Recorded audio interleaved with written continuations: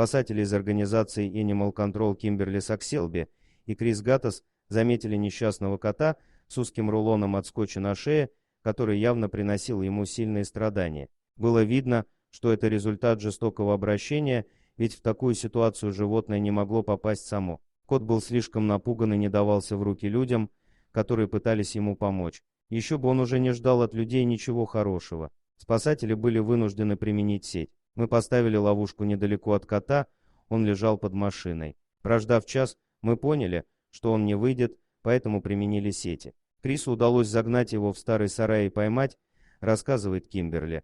Животное было тут же доставлено в клинику, и спасатели были в ужасе от того, насколько страшной оказалась рана. Я не могла сдержать слез. Невозможно и представить себе, как страдал этот бедный кот. Он был невероятно изможден и обезвожен, так как нормально питаться из-за рулона на шее он, конечно, не мог. Специалисты сказали, что кот провел в таком положении несколько месяцев, настолько тяжело выглядела рана вокруг его шеи. Мы думали, что у сарая есть мертвое животное, таким ужасным был запах, доносящийся оттуда. Но на самом деле это был запах гниющей плоти и инфекции на шее кота, прокомментировала Кимберли. Врачи смогли справиться с ранами и инфекцией, сделав несколько операций, но животному предстояло длительное восстановление. Назвали Рыжика Валентином. После операции кот в первый раз смог нормально принимать пищу и пить, а силы стали возвращаться к нему. Но вот его моральное здоровье еще долго оставалось пошатнувшимся. Он пугался всего, поэтому в приюте его поселили в отдельной клетке,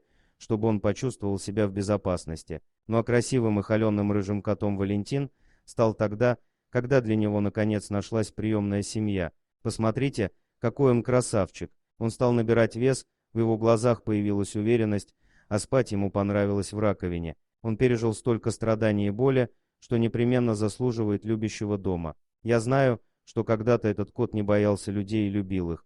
Как видите, Валентин нашел себя в новом приемном доме. Он поправляется довольно быстро, и мы счастливы, говорит Кимберли Сакселби. Валентин уже успел показать себя и заботливым другом, ведь в доме живет еще одна кошка, с которой они быстро подружились. Новые хозяева рассказывают, что Валентин отлично развивается физически, но все еще немного осторожен в контактах с людьми, и назвать его ручным котом нельзя. Хозяева надеются, что тепло дома и их любовь отогреют его сердце и вернут веру в людей.